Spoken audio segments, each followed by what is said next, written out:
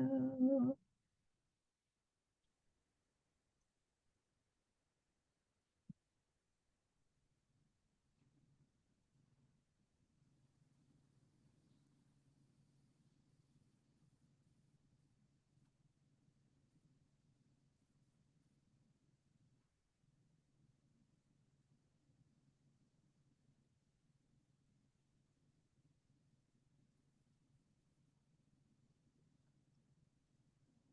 Hello, everyone. Thanks so much for joining. We're just giving everybody a couple minutes to join. So get comfortable and we'll be getting started here in just about a minute.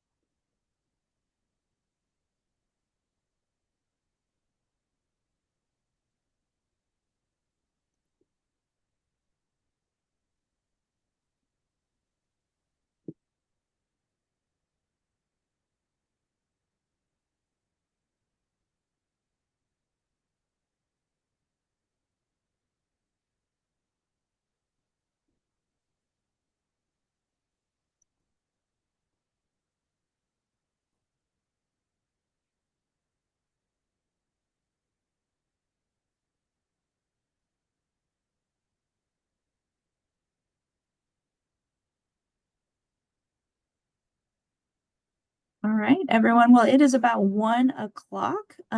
So we'll go ahead and get started. I do just want to let everyone know that we'll have a question and answer time at the very end. So to participate in that, you can raise your hand using the raise hand function on your Zoom, and we can, unmute you and call on you, or you can go to the More tab on your Zoom and the Q&A section and type in your questions, and we'll get to those at the very end of the meeting. So I'll go ahead and turn it over to Melissa Cerrone. Thanks, Melissa.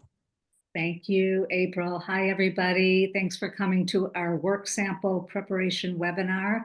My name is Melissa Cerrone. I'm the Grants and Programs Manager for the Office of Arts and Culture. And you all probably know April Bryce, our program coordinator, who is your primary contact for this grant. So today, hopefully this will be a little bit fun. We're going to talk to you about what makes a good work sample and really how every organization can provide work samples that really show off the best work that you do. We know that to complete any kind of grant application takes time and energy, and there's a huge focus on the writing. We've just had an application webinar a few days ago. So if you're like most people, you're focusing on the application, you're focusing on what you're going to write, and work samples might be the very last piece you think of, maybe late at night, maybe the night before the application or the day before the application is due. Most of us have been guilty of this. So what I hope to accomplish maybe in the next 25 or 30 minutes is to get you to think a little bit differently and maybe a little bit more creatively about the work sample. So next slide, please. Here's our agenda for today. We're going to review why work samples are important. We're going to review the requirements and instructions for work samples as part of this Cultural Arts Award application. The types of work samples that you want to consider for your organization, what high quality work samples might look like, and some pointers for creating work samples. And in addition to some of the do's that we're going to say, we're going to maybe talk a little bit about the don'ts of work samples. And then, of course, we're going to leave time for questions in the end. So if you could save your questions, and we'll get to all of them at the end. And as April said, put them in the Q&A or use the raise hand button, and we will be able to unmute you and you can ask out loud. So next slide. Why are work samples important? I think this is a really important question, and I think it might be helpful if you think of your work samples as a bridge between your application and your art form or your art services. Your CAA application is going to be pages and pages and pages of words on paper. You're going to be talking about who you are, the connections you're making, and the art and culture that you're sharing with your communities. But again, it's only words, and words can't tell the whole story of art making or art presenting or even community connection. Words don't necessarily contain that same kind of emotional punch. So your goal is to make a connection to the words on your application, what you're talking about, and then what you're showing the panel so that they can see how those two connect. So next slide. Remember, neither April or I or anybody else on our staff is going to be reviewing and scoring your application for funding. All of that work is done by an independent peer panel, and that panel is going to want to know what's unique about you. So let me give you an example. If there were 3 organizations who were all applying who identified as community choirs, how are they differentiating themselves from one another? Now think about what you do and who else does something kind of similar in Sacramento County, because remember, this is not just the city, but this is throughout the whole county. So how are you differentiating your work from work by other organizations that might be somewhat similar? So let's go back to that choir for a minute. What would make them stand out? Is it perhaps the composition of their artist, who makes up their organization, who their audience is, maybe the type of venue that they perform in, or the style of music that they perform? So all of those things come together to differentiate you, and that can be shown really well in work samples. So it's going to tell your unique story and get your point across quickly and memorably. So next slide, please. So I think, whoops, the next slide after that, we're going to talk about the requirements for the 2025-27 awards. So here's the scoring rubric, and it's a little, maybe a little bit hard to see, but take a look at this because we're going to be able to tie it directly to your work samples. So look at the top section is about artistic impact. So a panel is going to be scoring your artistic impact in a number of ways. So one is going to be including technical skill, production value, educational impact, and or service impact as demonstrated by work samples. So there's the definite connection. So I want to pause here to show you that it's not only one thing that's being looked at. So if you're focusing on a youth performance program in an under-resourced school, public school, for example, your production values might not be top of mind. It might not be high on your priority list, but you're going to be able to show educational impact through your work samples. Another piece of artistic impact rubric is commissioning, creation, or presentation of new work or cultural expression. If that is you, are you showing some of this new work or presentation of your culture in a work sample? A third is exploring or expanding the boundaries of a traditional art form and presenting or sharing cultural heritage.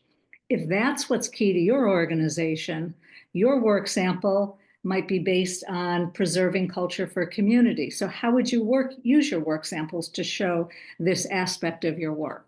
And it's like that for all of the rest of the pieces in this rubric, going through quickly, employing our experienced artistic cultural personnel with the knowledge and connection to advance its mission, highlighting the Sacramento's region reputation as an art and cultural destination, supporting and sharing work by local artists. So all of those are under your artistic impact. And if you're picking out any of those particular categories to highlight in your application, think about how you can actually highlight them even more by bringing it into your work sample. So let's look at the next slide. All right, so I'm going to get to the technical requirements, and this part should be really easy. So acceptable submissions are images, video, audio, and text. And we include the formats here that these samples might be in. So images, JPEG, PNG, URL link, all of them actually include a URL link. So you could use that for, excuse me, any one of these. But we are going to ask you to think carefully about what you're submitting because there are limitations. So panelists will review no more than 10 representative images, and that would even include, for example, if you were submitting a slide deck, which is an option, You can't just put 20 images on a slide deck and say, there's my, one representational image. They're really only going to look at up to 10, up to 5, up to 10. So anything you want to put that's in addition to that is going to count towards your 10 representative images. So no more than 5 minutes of video, and they won't listen to any more than 5 minutes of audio. And if you're a literary organization who wants to submit a script or a book, no more than 5 pages of text and 12-point font. So those are the restrictions. So next slide, please. All right, this is actually a page right out of your application. And this is a section that allows for uploads, and it's going to look like this. There's going to be a section to choose the file right at the top of the page that you want to upload within the application, and you can link up to 3 URLs. And there's also going to be a text box where you can write instructions for panelists who are viewing your work.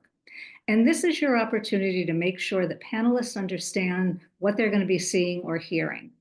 So if you've included images that don't have any written information on them, put that information here in the text box and make sure it corresponds to the correct image.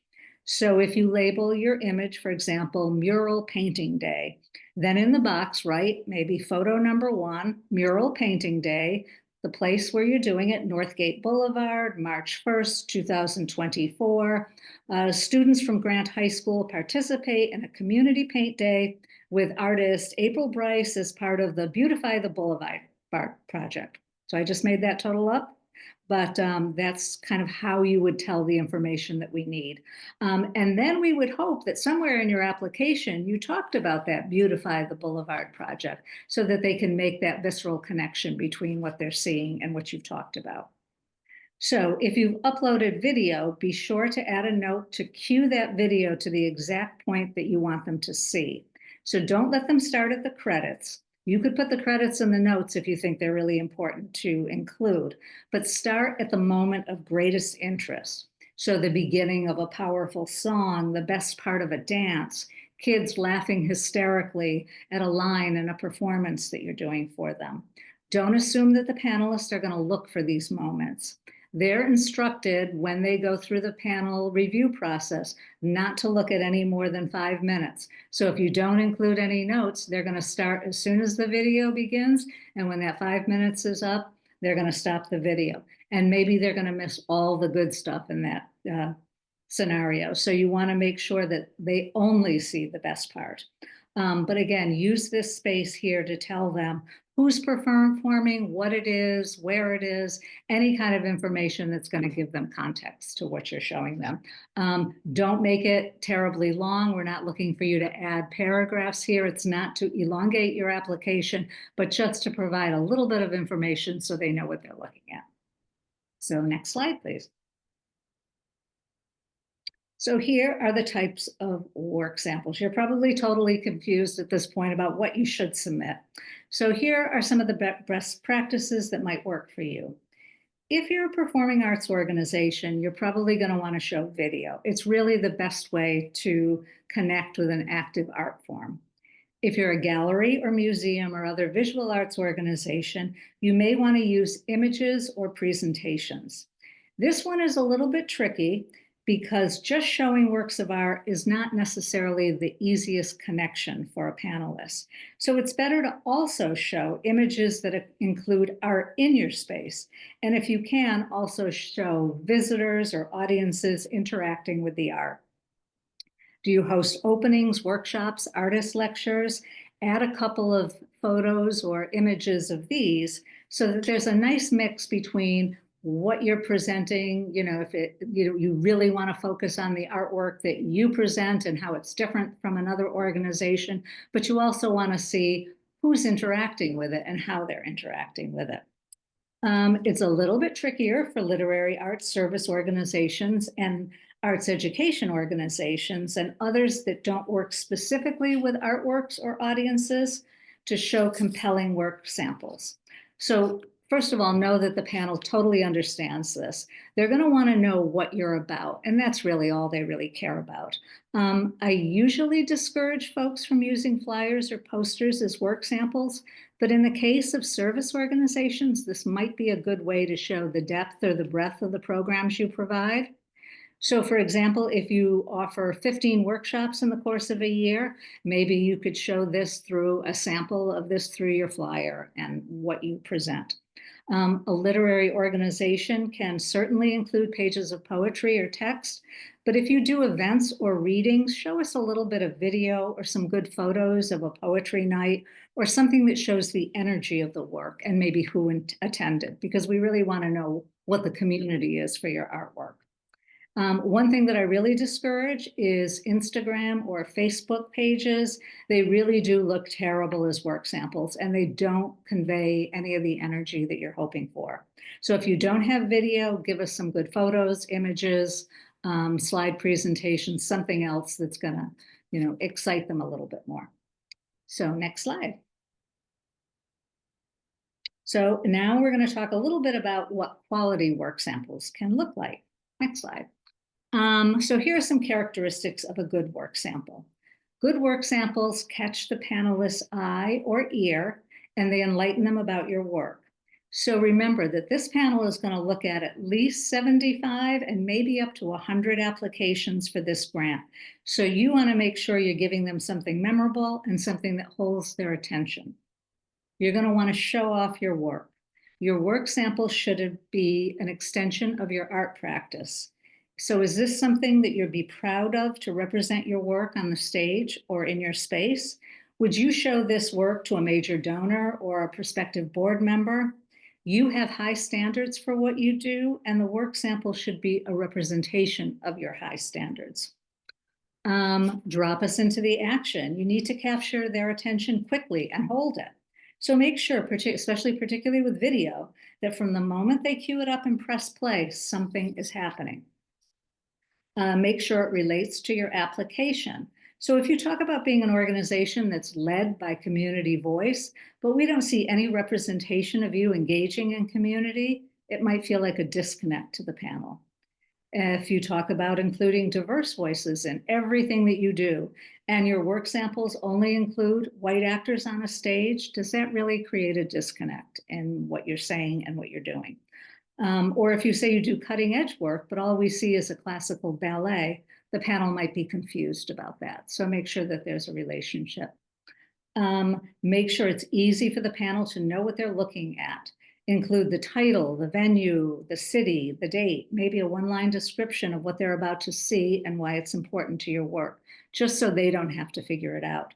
Be clear and concise. This isn't an opportunity, as I said before, to create a long application, but it's just an opportunity to be helpful. And finally, if applicable, show the breadth of your work. If you do different types of activities, show them.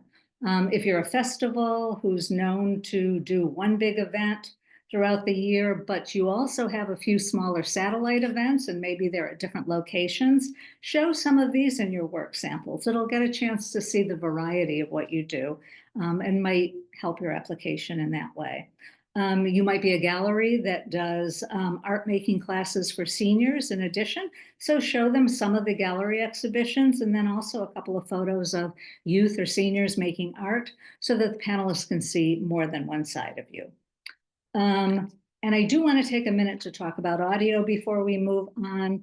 I know there's a good argument to include audio samples as the best way to show the quality of presenting music. But again, I want you to think about the connection. So I'm going to give you an example from a few years ago. We had a number of musical organizations that applied, and many of them sent audio clips. And there was one classically trained musician on the panel, and she really did appreciate the audio a lot. But remember, there were also 6 other panelists from very different types of disciplines. So one of the applicants submitted, along with their audio clip, a video that showed a very young musician, probably about 10 or 12 years old, performing a solo with the orchestra. So suddenly that company came alive as the panel watched this moving performance from a very young child.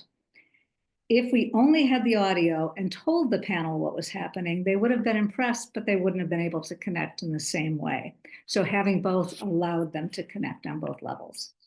Next slide. So here are some mistakes that, we might want to avoid. We've probably seen all of these over the years, so this is just something that we've learned from the work that we've been doing.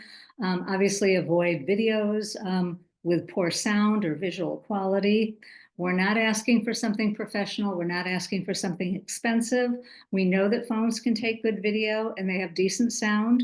Do what works for you and that you feel shows the quality. If the quality isn't great, trust your gut and maybe look for something else. Avoid starting the video at the credits. I've already mentioned that. And almost worse is starting a video when the audience is just entering a space or when you're doing some kind of welcoming or opening. It just creates dead space for the panel and they're not going to get to the important part. Avoid sending posters or flyers instead of photos of actual activity. People do this every grant cycle, and I really do think it hurts the applications when their work samples are primarily flyers. Avoid this if possible, unless it really adds to your presentation. Don't submit outdated work samples. They should be only from the last 3 years, and ideally the most recent ones you have.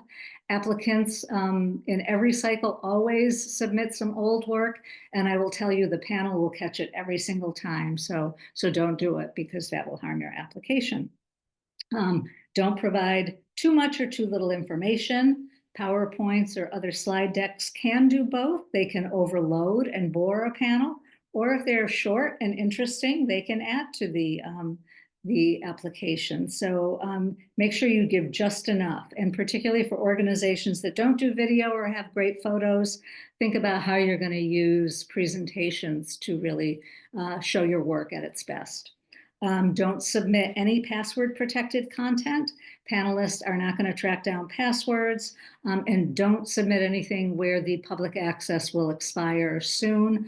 Know that it needs to be available throughout the grant process, which is pretty long. We go into around the first of the year. We've got panelists looking at things and they need to bring them all the way to the panel meeting and they need to be able to see your video. So make sure you've got something that's public facing for a few months. If they can't review your work, remember they're going to move right on. Don't send panelists to Instagram. Don't send them to any other social media sites. We do recommend YouTube or other sharing platforms for links. No slide deck of more than 5 slides.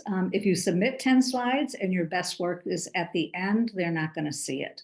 And if the slides are too dense, meaning you try to put too much information in them, they're not going to be effective.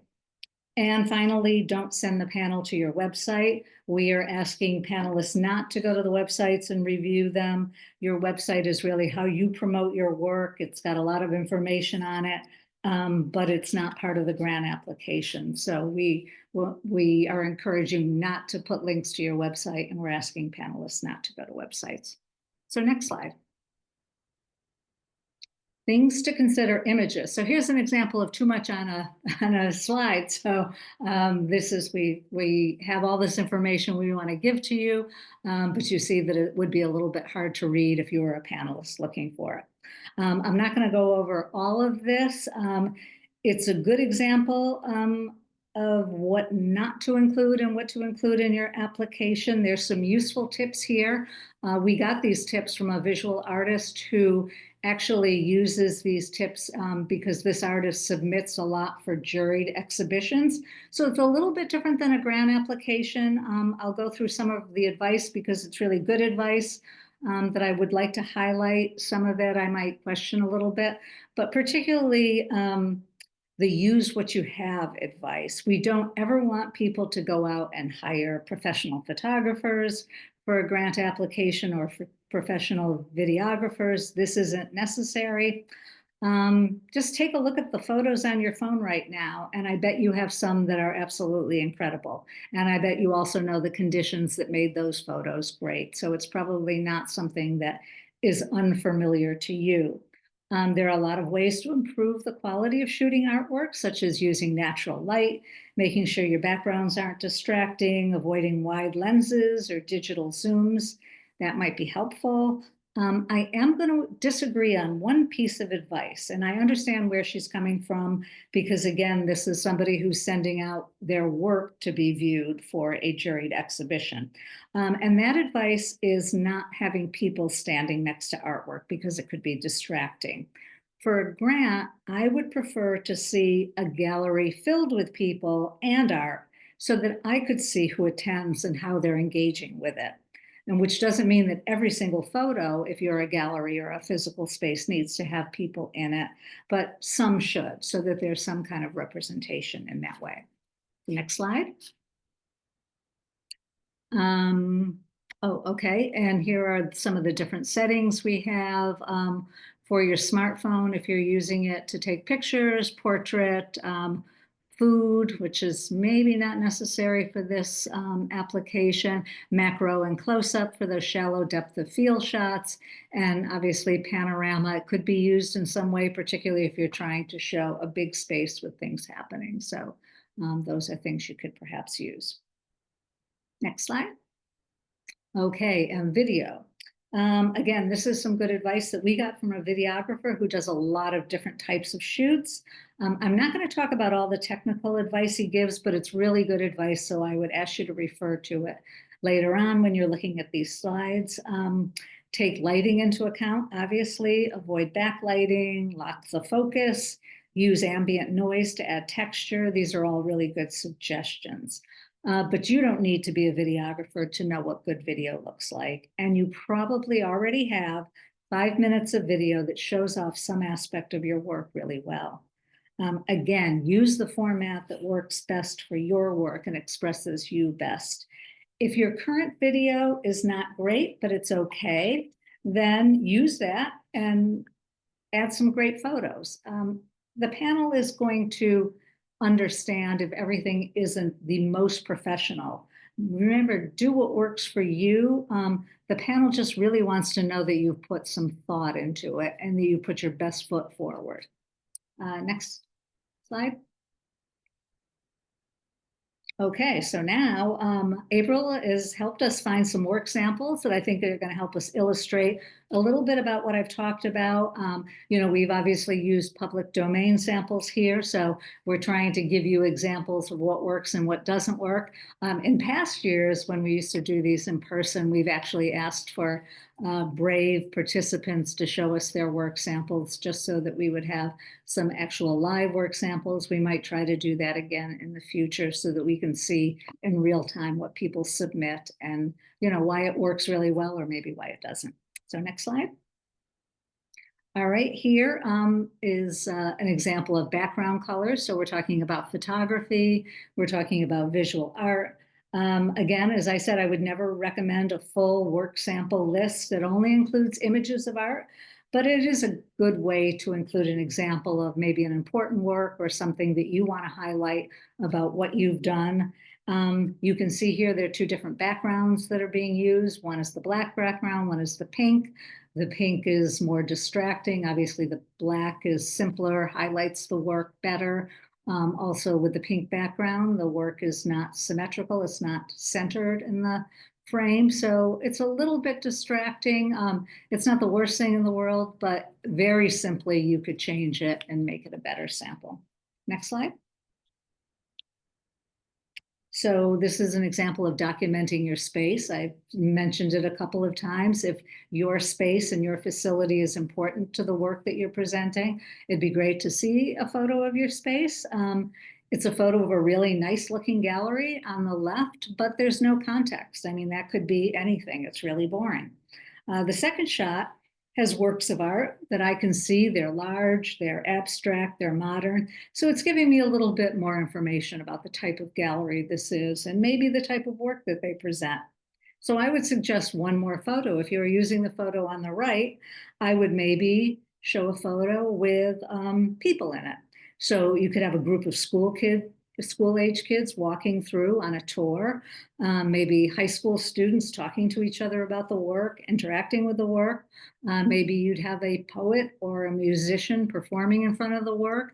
Every time you change the context of it, there is a different interpretation of it. So what's unique to what you do and who you are, you're adding a little bit of extra information so the panel can really understand a little bit more about you. It would read different in every example. Next slide. Okay, so here's another one, documenting space for a performing arts group. So it's a couple of different fancy spaces that are awfully beautiful. It's probably the space that you would see an opera or a symphony or a performance in. So one is an empty theater, obviously, again, kind of boring. One shows a packed house waiting for the show. So there's a little bit more going on there. You see the lights, you see the P release, you see part of the people, so you see the anticipation. I'd even prefer another shot that showed the actual performance. So you could show the house, but curtains open, performers on the stage. But again, I wouldn't probably include more than one shot like that. And then every other image that you might have or any other way you might document it would really zoom in and show us what's actually happening on the stage. Again, you might think it's intuitive, but again, we do get a lot of images of just spaces that don't really tell you a lot. So that's what I would add to that one. Next slide. Here we go. This is a good example of the perils of flyers. One, if you're only submitting a flyer and it's the best example of your work, feel free to do it. But consider the balance. Is there a good image that you have to work with? Does it capture our attention? Does it seem well designed? Does it provide valuable information in an easy to read way? So we really can't see what's going on in the first flyer. There's a lot of information there, very tightly packed. It's hard to read, lots of different colors and fonts, and we don't really need to see somebody's hand in the image. Now the flyer on the right is a little bit better. It doesn't have any photography or any images that show the work. So that might be something that you would want to consider. But you can at least tell that the one on the right has been professionally designed. It's clean, it's easy to read. And if you did include the information that you had there, it might be a nice way to see what your series of shows or performances or workshops or anything that you might do that you can't translate in a more visual way. Next slide. Okay, so these are image qualities of artwork with people next to them. I would say neither one of these is ideal. On the left, if you want to show the artwork, which is the little painting on the wall, show the artwork in a way that we can see it. And if you want to show people engaging in the artwork, maybe show a wider image that takes the crowd into account or shows something taking place. This might be the artist talking about the work, but it's really hard to tell. It just might be a person standing there. So again, it's not providing you any information. The one on the right, I would hope nobody would ever submit. That's obviously poor quality, blurry, lots of things that you wouldn't want to have. And I would imagine that that person would have a better image of the work of art. Next one. Okay, if you want to show programming, it's important to show what's taking place. So for example, on the right, we see 5 young people in a building of some sort. Could be a school, could be a community center. It's really hard to tell. They have their arms around each other. They're smiling, so it could mean they're happy, they're enjoying themselves. Or it could just mean somebody showed up with a camera and said, smile for the picture, and we took the picture. But on the left, we see kids doing something. We get so much more information when we see them engaged. They're making art. They're totally absorbed in what they're doing. Those are good work samples. And I know that it can be hard to photograph youth. We don't always have the photography permissions that we would like to have for every event or every activity, but also know that it can be also just as effective if you were shooting them from the back. So you didn't get their faces, you were able to shoot them from behind, but you could still see the work that they were doing and see youth engaged in something. So again, if you're a youth-facing organization, try to include some images of the youth so that we can see who you're working with. Next one. Okay, we're going to have a video and we're going to play a little bit about it, a little bit of it, probably not too much. There's a grief that can't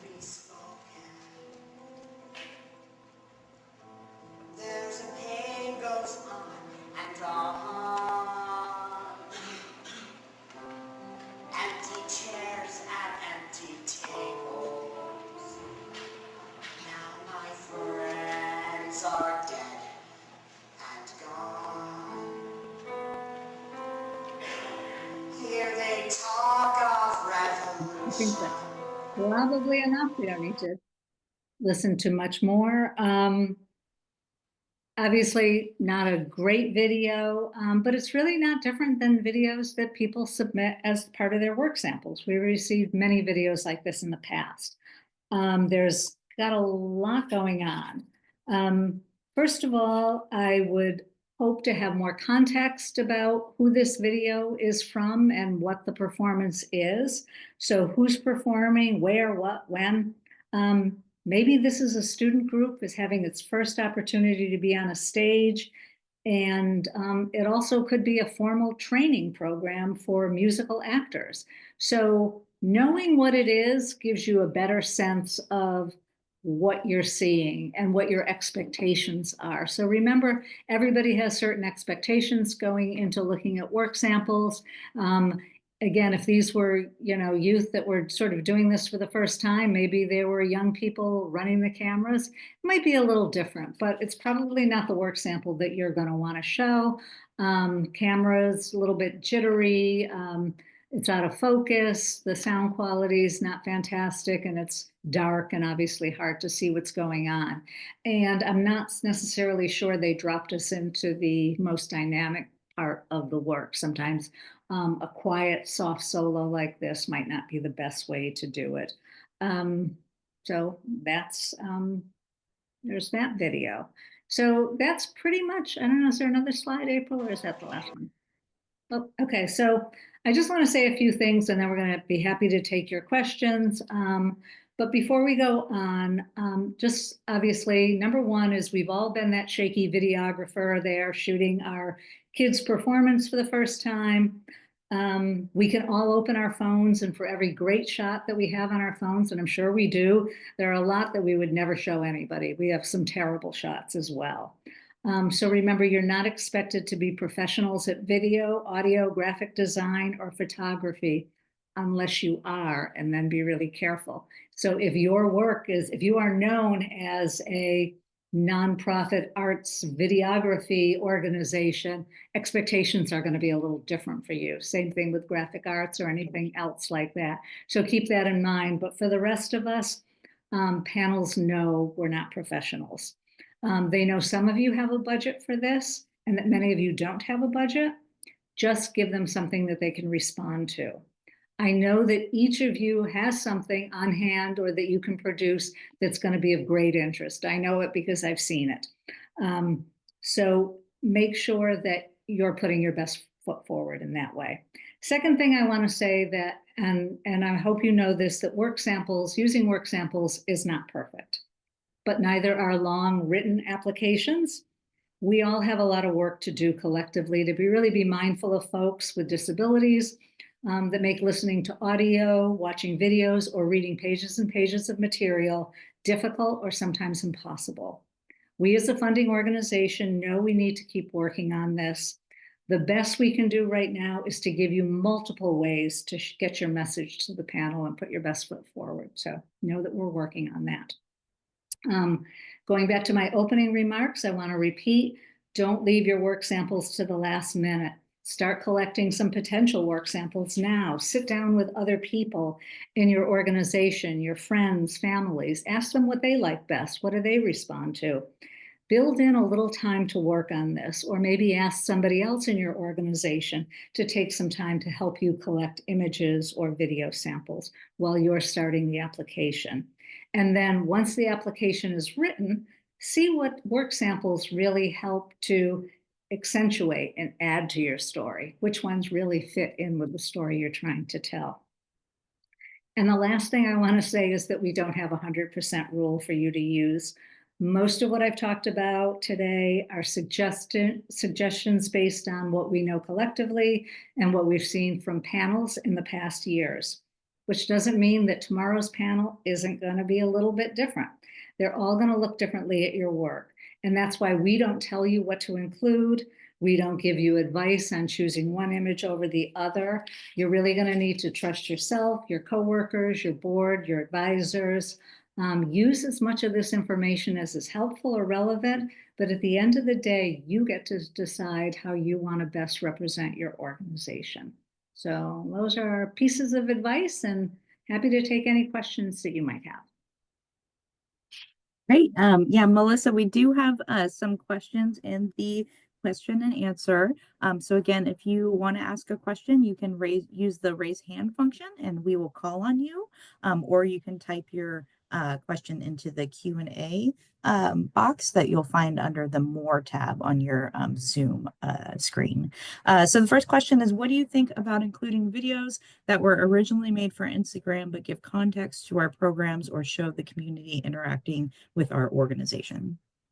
I would really say, how do they look when they're not part of Instagram? How do they look as a standalone video? Is that the best way to represent your organization? If you really feel that it is, include it as a video clip, but see if there's anything else you have that you might have based that on.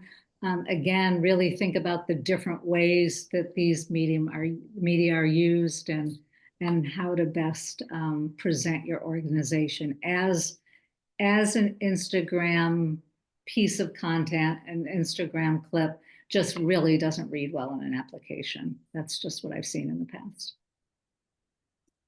Next question is, to give context on videos or of performances, do you suggest having captions on the video saying what is happening, or could that be included in the description? I would include that in the description. You probably don't want to distract from the actual video that you're presenting. So that's something that could really neatly be done rather than having captions in your work sample description.